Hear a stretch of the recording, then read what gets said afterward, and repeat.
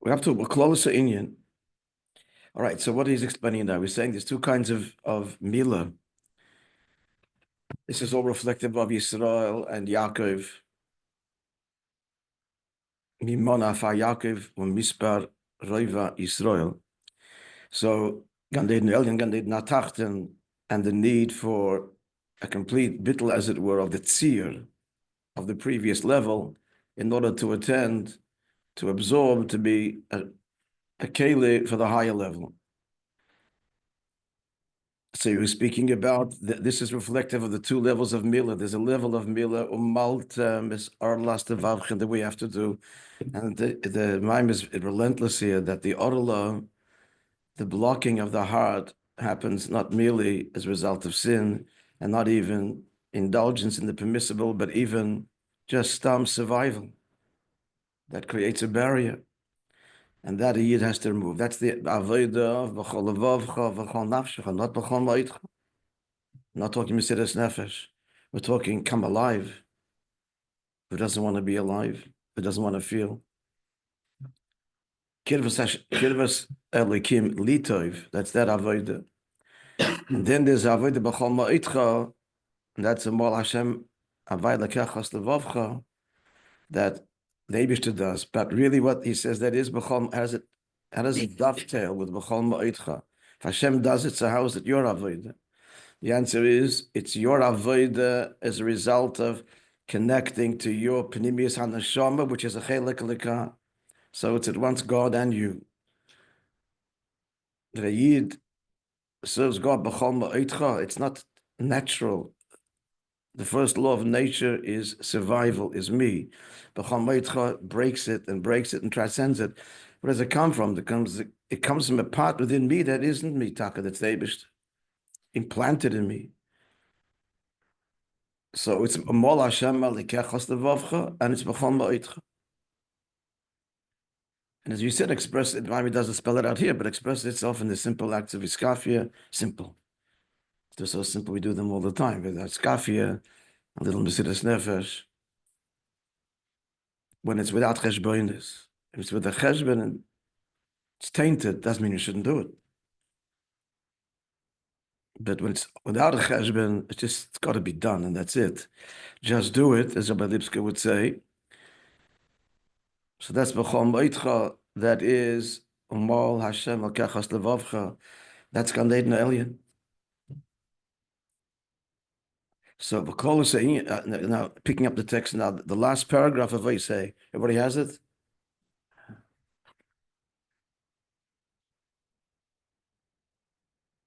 The general distinction between these two levels of avodah we just outlined is the chiluk shebein avodah shemitzad kan neshama v'levesh beguf. One is the avodah that engages the neshama, that's enclosed in the body, that's consciousness, that's me, that's the I think, therefore I am. Boy, this guy's getting an aliyah. Renee Descartes, he's quoted so often in Chassidus. By me, at least, anyway. That's it. We're learning a Maimon. Jews are learning. It's all divine providence. Regel shebe neshama. So that's the lower level of the neshama. Shenikras b'klot v'shem Yaakov. So we're going certainly back to the beginning of the Maimon. So that's the madrega of Yaakov Ekev. She'oz ha'avodah b'chol b'ofen b'chol levav b'chol nafshecha. That's the Ekev. So therefore the avodah is with all your heart, with all your soul. Very lofty avodas, but still tethered and based and rooted in self. And then there's the avodah shemsad harosh sheben neshama, the head, shenikras b'shem Yisrael. That's called Yisrael, as indicated in the letters Li Rosh. And moreover, the word Yisrael is Sar. That's why he was called Kisarisa. You prevailed over prince, over Elikim Banoshim, angels and man, high even in angels. That's the neshama, high even in the malachim. That's why Yaakov was so called. Shaz havodah b'ofen b'chol ma'itcha. That unlocks the avodah b'chol ma'itcha. We don't have enough. We don't do. I made 10:50. It's good. Guys, take copies. Underneath there is not. Okay, Be'ez Hashem will make for tomorrow. Sorry. Put it on the group. It's on the yeah. It's on your phone. We'll make more copies, Be'ez Hashem. So that's the avodah because by this yid, he's also achieved, as it were, doesn't say achieved, done what the inyan of a mol havai lekechas levavcha.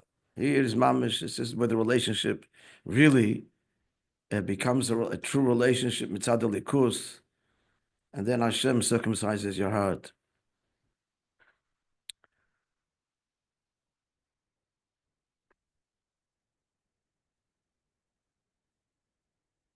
So who does it? Is it B'chol Moitcho, the Eibush, the L'chayr? We've expressed many times. Pischel Kichudah Shal Machat. If it's one Nekud of Mesidus Nefesh, even in one area of one's life, they have insist one thing, but still the end. Then the Eibush opens up. That's all Hashem L'kach Levavcha. Then there's Hashem opens your heart. Kipischel Shal Ulam, like the opening of the Ulam. Okay. Yeah. Zehu Oisvav. Zehu Gam Klolos Achiluk. Beautiful Maimer, friends. A Maimer to learn on Shabbos, especially because it speaks so much about Shabbos. To savor, to learn. This is generally the difference between Avodah of the weekday and the Avodah of Shabbos. Okay, now we said before in Siv Beis. During the week, the Neshama is called Yaakov because we're descended into the Eikav, engaging the world. On Shabbos, he just called Yisrael. That's in the world of Kedusha. What do we see? The weekday is all about work, labor, and bira, refining the world. Hashenkin b'Shabbos are also. Shabbos we're not allowed to extract and refine, right? Hence, gefilte fish was born. It avoids the whole problem of bira. That's the reason for it. No, there's no bones. Eating fish with bones is you have to take the fish from the bone, not the bone from the fish. That's why. By the way, gefilte. What you say?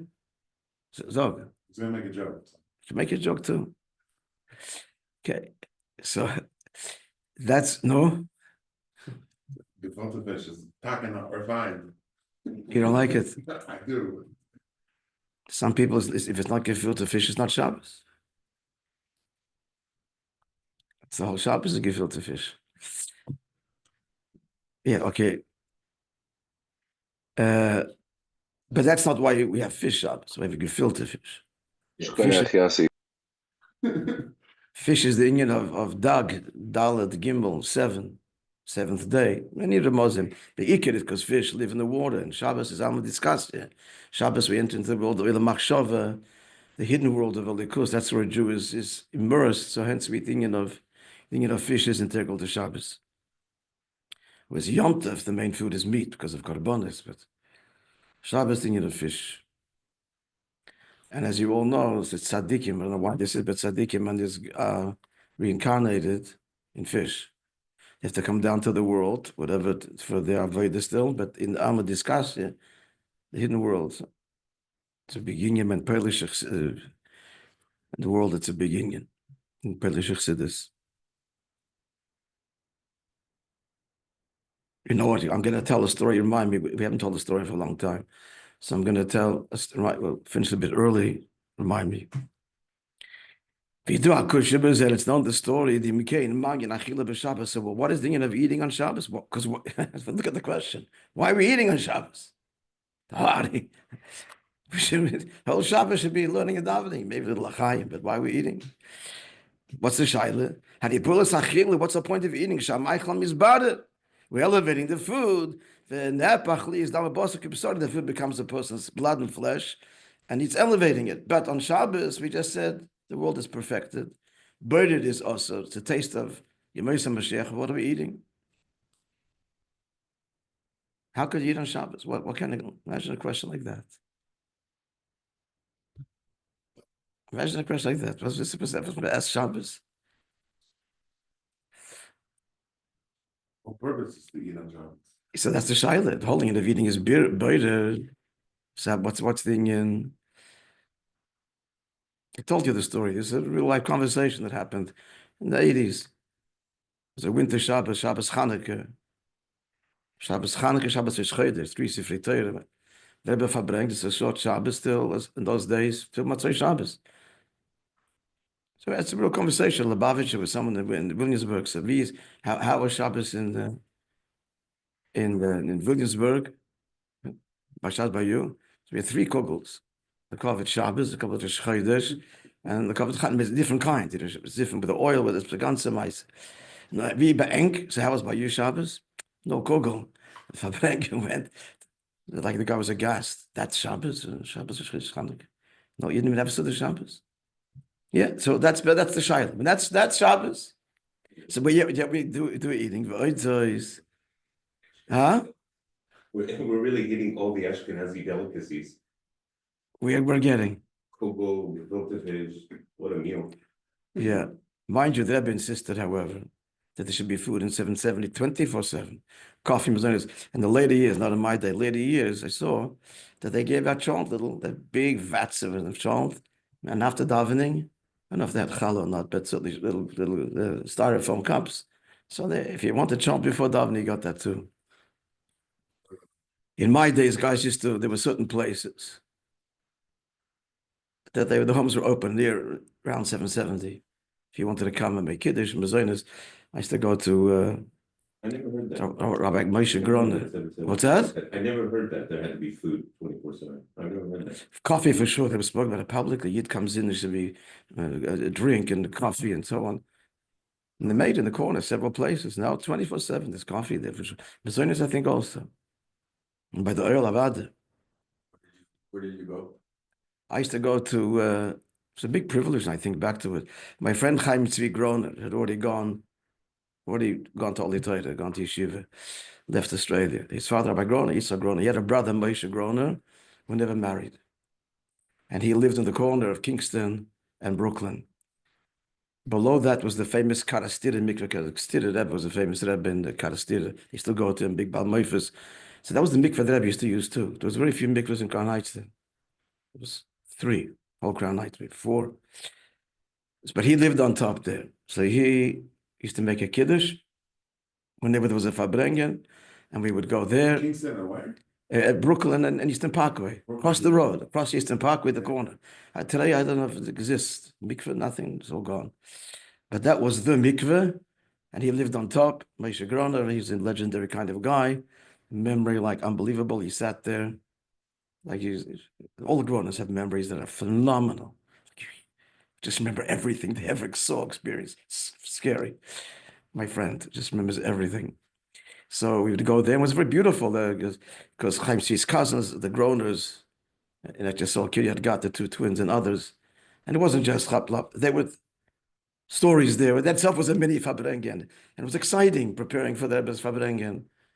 You know, you didn't even sit down, maybe. It was 10 minutes. Chaim, no mashke, just made kiddush. If I'm not mistaken, kiddush even on grape juice. Didn't want to lose a word. Didn't even have wine. Just to eat something a little bit. And the others stayed in 770. I don't know what they ate, but then later there was food for them. In the 80s, that changed. This was the 70s. What Okay. year did you come? I came the first Tishrei 75. Came 1975 is my first Tishrei. I went back to Australia for a year, came back and stayed. Went to Miami for almost 2 years and then 770. The Rebbe saved me. He saved me. I'll tell you one day the story. I should save me. It's not such a dramatic story, because it is dramatic for me. My decision, a turning point in life, and many times, obviously, but then especially.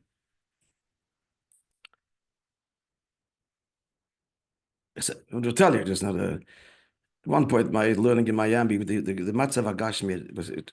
You cannot believe how there was nothing to eat. It was the big supporter, Mel Lando, went bankrupt, and overnight there was just no food. I can't begin to describe. This is in America. We ate bread, old bread, and tuna. That was for Shabbos. There was no food. We survived, but in the beginning it was very good, but then later it got difficult, and felt I wasn't really learning and wasting my time. I thought I should come to 770. Finish, going to 770, get married and move on. And not really productive. I was sure that I would say yes. I ever said,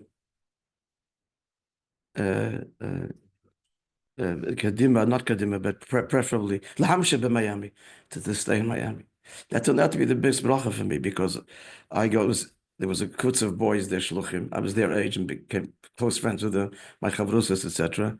Had I gone to 770 alone, nobody, nothing. I came with them till today, my closest friends, and continued with them, through 770, Koilel, and otherwise I would have been literally lost in the sea of. So that I can see was the reason already that it was worthwhile. But also gave me a push. You can't learn in Miami. You can learn there also. So we did okay, Did not too bad at the end. I mean, there was no food, but with verbringings were never lacking. Mashke and water, that's all we ate. Didn't eat chips because it was bishul. That was kosher stuff then. But they were good years. In the end, it was good. Okay, you do our kosher business. Let's go further. Yeah, so what's the question? And furthermore, I mean, why are we eating on Shabbos? Elevating food. Was much the time with this base of Migdash, show you my base of Migdash, gam karbonas. They brought karbonas. She killed me on Shabbos dafka, the special karbonas brought on Shabbos. So what's a carbon if not bitter? But it got me in a carbon or bitter. But a carbon is elevating. You elevate the animal in the brackets. It's not just the animal. Every carbon involved all 4 levels of existence. You had to bring things that the carbon mincha, the flour offering which grows, and wine, and also salt, which represents the inanimate world. So and the person that brought it, the kohen. So every carbon was elevating the person, the animal world, the vegetative world, the inanimate world. The whole thing is avedis haberurim. And yet Allah shall give him mizbech through bringing it the korban. It's not stam, but Hashem says this causes me delight and pleasure. So what is going on when Shabbos buried is also? An explanation is in general explains elsewhere in Torah. There's 2 kinds of bitter. Again, there's parallels. The whole thing is this. All parallels. So there's one kind of bitter is we're getting rid of psoilus, which means waste. So there's 2 kinds of birurim. So then there is taking the food from the waste. So we're rejecting the waste by extracting the food. That's focusing on the positive. And then there is removing the unwanted from the food. That's actually forbidden. From below to above. In general, this is a 2-way fanim during the week. During the week, engaging the world is by bringing inspirational moments to that place, or by being involved in the world, working through it, the problems, and from Mata Lamaila, sorting it out, and that's both are required. Both are required in fixing any problem. In general, you need both. There has to be inspiration, something higher, but at the same time, you've got to work with and within the constraints and in the problem, exhausting every component, leaving nothing untouched, and working it through and not ignoring anything. So that's the avodah b'meisachar. But then there's a period of Shabbos. So what's that? We're not dealing with negativity. The food is already refined. This is taking that which is fit for consumption from that which is fit for consumption, but it's a high, more rarefied level. Again, in food itself, there's a bitter that's higher than the first bitter. That we said before, that's a beautiful relationship with the God that you love, Yiddishkeit, etc., and it's beautiful. And Halavai said that Rebbe Rashab, we're holding by that. And that's a big avodah constantly to work. Then there's the bitter on top of that, where completely altruistic, it's a very high avodah, which is expressed in Iskafia and Isapcha. That's the bitter within the Maich. But more explanation. So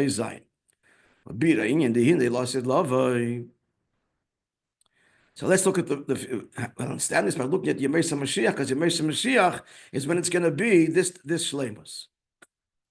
So Lasid Lova, everybody's with me, Zayin, yeah? Shadagmos, my Shabbos, the Lasid Lova, it's parallel to Shabbos. Look at these words. Shinyone, what's Shabbos? Ha'achana, a preparation. V'halicha, and it's we're on the journey. L'yom shekol Shabbos imluch l'chaylam, to the day that will be for all Shabbos forever and tranquility eternally. That's what Shabbos is. Ha'achana, and a step towards that. So Ksiv, about that, the pasuk is it's a nevuah in Sefer Yoel, one of the 12 Nevi'im, mind of Nevi'im they call. He says that then in prophesizing what's going to be, v'achaltem ochel v'savua, you will eat food and be satisfied. Now, the way I translated it makes sense, but the shayla is v'achal, this extra word here. V'achaltem means you shall eat food. V'savua, and you be satisfied. What's this? This too. You'll eat food and be satisfied. That seems to be the diuk. Shapidish b'zeh, that's answering our question. There is already the achila, a refined state, but it's going to be a bitter in that refined state. The world's already elevated. It's become now something that is suitable for ingestion. The noichel when it's bada and it's eaten, it's refined. It's one level of avodah. But then you will refine, eat/refine even that which is refined already on a lower level. It'll be elevated again in order that our whole relationship with Hashem be elevated to a greater level. Now this is an interesting thing. We've encountered this before, and it needs further exploration, but we'll just learn it. This is what it says in Kabbalah. With respect to neshamas, meaning, just like we said before, that in order to go from the lower Gan Eden to the high Gan Eden, there's going to be a further nullification, that's immersion in the river of fire, and that translates in the immersion in a mikveh before Shabbos. That's this additional bitter. And so too, as we transition from Golus to Mashiach, is what it says. Neshamas, they are present neshamas that have gone through their avodah and they've been refined. So they have to go through another purification. What is that? This is what's interesting. What this means, I don't know exactly. But they're going to be elevated through new neshamas, which have not been drawn down yet. She's Gala Lasid Lavai, they'll be revealed Lasid Lavai. I need to look it up. We have encountered this. What is new neshama? This is how much I can tell you. It's definitely connected to Chassidus, which is the Alter was in neshama chadasha. And new neshama doesn't mean like somebody else coming in.